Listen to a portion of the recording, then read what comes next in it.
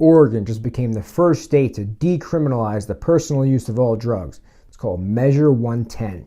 It's controversial, of course. Any kind of major change like this will be. So I'll take a few minutes here to go over exactly what was passed, some of the controversy on both sides, and I'll give some of my opinions about the whole thing. There's really two main parts to it. The first part is that there is a $57 million fund which goes into creating treatment centers all around Oregon, okay? And this is largely being funded by marijuana tax dollars, okay? Tax dollars from the legal purchase of marijuana. The second part of it, which everybody's really talking about, is the fact that it decriminalizes the personal use of small amounts of previously illegal drugs. Okay, stuff like heroin and methamphetamine, LSD, cocaine. So now instead of a misdemeanor, it's a Class A violation. So if you're caught with it, you're going to get a $100 fine, which can even be waived if you show up to a treatment assessment. Okay, so that's all that's been decriminalized. The personal use and possession. Everything else is still illegal. Okay, you still can't sell it or manufacture it or distribute it. They even defined exactly what a personal amount of all this stuff is. Okay, so like cocaine and heroin, for example, I think it's 1 gram.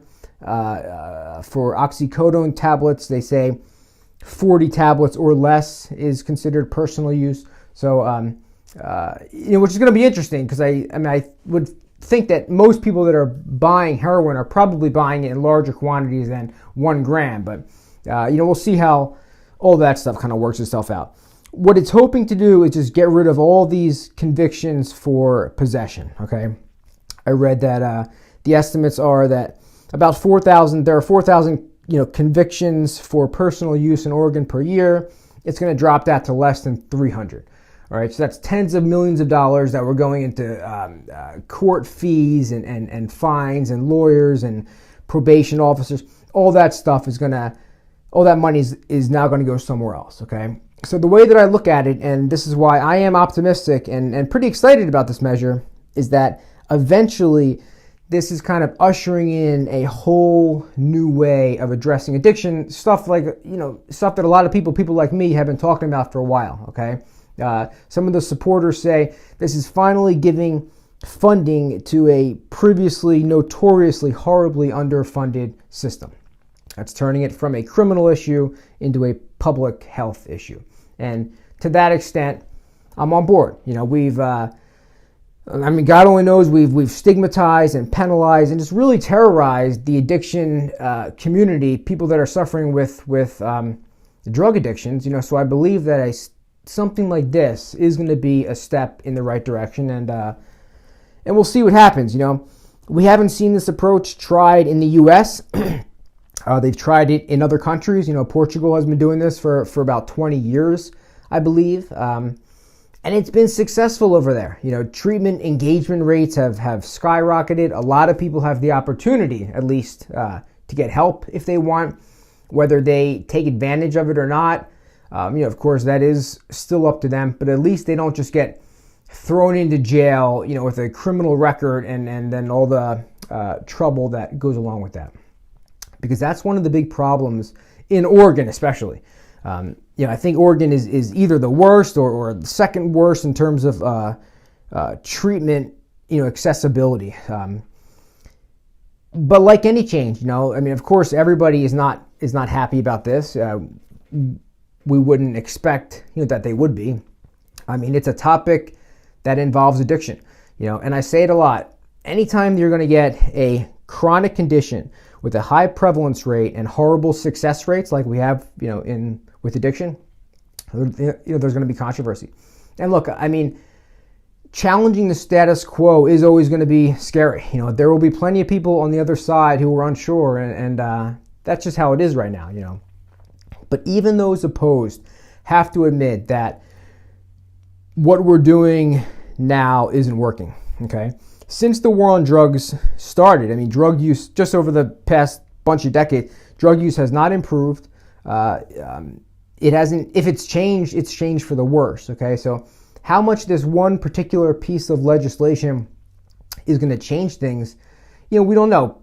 probably by itself, I would predict not too much. But the reason that it's a huge deal is that it opens up the door to a different way of thinking about things. Okay, this current assault on drug addicts, it doesn't make them better. It doesn't sober them up quicker.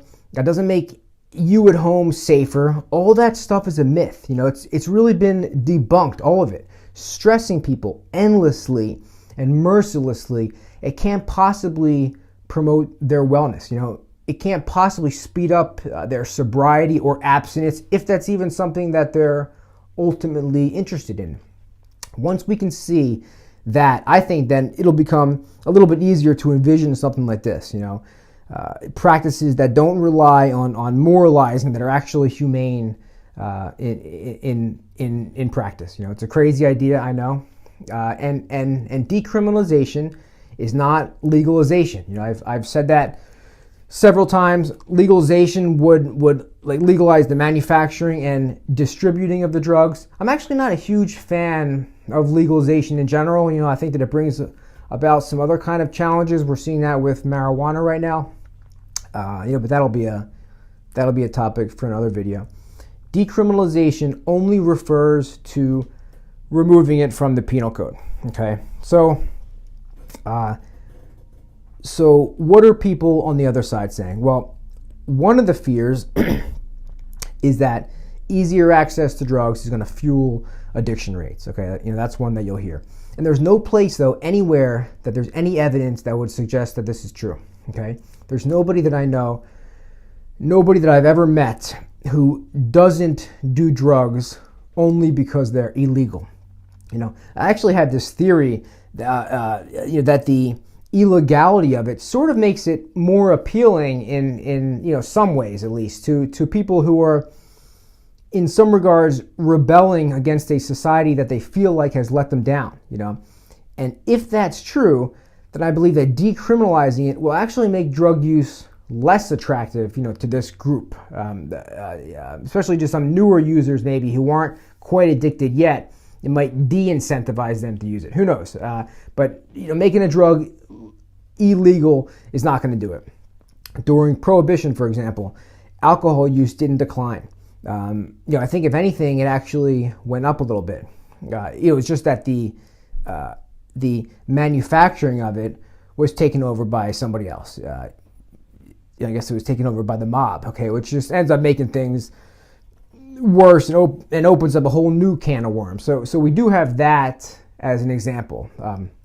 Okay. Also, like I mentioned already, part of the bill increases the availability of good treatment options if the person wants that. Not everybody who uses drugs is addicted, obviously. Some people who are caught with some cocaine on a Friday night, it's just they just wanted to use cocaine on a Friday night, maybe to the same degree that somebody drinks a little too much on a Saturday night. This person is not necessarily addicted to alcohol. In fact, the large majority of people who drink are not addicted. Okay, so the treatment option is there, but it's not mandatory. Now you might ask how they're going to pay for all this stuff. Well, right now, okay, of all the billions of dollars we're putting into this drug war, 90% of it goes to the policing, prosecuting, and jailing. 90%, okay? That is an insane number. So the theory is that through decriminalizing, those percentages just get kind of shifted around a little bit, and we take it out of policing and then more into the treatment realm. So getting the money isn't going to be the problem. We have the money. There is a lot of money being thrown at this problem. We just might not be using it the right way. Most severely drug addicted people feel hopeless and feel like the world has given up on them. And when the police are running around arresting you and throwing you in jail your whole life, it's easy to feel like that. Okay, everything then has to be really sneaky and really underground. So decisions like this one go a long way to showing people that we do care, and we don't just want to take you off the streets and throw you into jail because we as a society hate you. All right, there are alternatives. That's one of the big points from this whole legislation. Because the way that I see it, there isn't anything more intrinsically criminal for being an average drug user than, say, being like an average alcohol drinker or an average nicotine user. Putting a poisonous chemical into your body is never going to be a good thing, of course, but in a given time and place, somebody is choosing to do that, that is their choice. Now, someone might argue that using drugs without penalty is going to promote criminal activity. And what I would say to that is no more than alcohol would. There is no drug that is more highly correlated with crime than alcohol, okay? Murders and suicides and domestic batteries and assaults and all that kind of stuff, alcohol is almost always implicated, So it just seems a little bit arbitrary to me that we're going to criminalize one of those and then promote the other one. Also with most of the harder drugs, actually, a lot of the crimes are just associated with getting the money to buy more drugs, all right? Your robberies and burglaries and shoplifting, stuff like that. So the bottom line is that eventually for us to make any kind of headway, I believe, drug addiction is going to have to be de-vilified. And that's what's happening here, All this stuff takes a long time, especially when the majority of the country is pushing back the whole way. But I think as we slowly kind of evolve these environments that are more predictable and caring, that kind of foster a sense of community, then all the other problems associated with drug abuse will slowly start to fade away as well. Okay, that's the way that I see it. The only challenge right now is how to make that stuff happen. So I think that all of us, really just need to digest the fact that what we're currently doing is not working, and we've created this system that really feels intolerable for everybody. Whether you support this measure or not, we'll see what happens. It's only one state. I've been saying that, okay, so we'll use Oregon as the national guinea pig. If tomorrow we find out that 10 million Oregonians, went out and bought cocaine and they're having maybe we can back off on that legislation. I don't think that that's going to happen.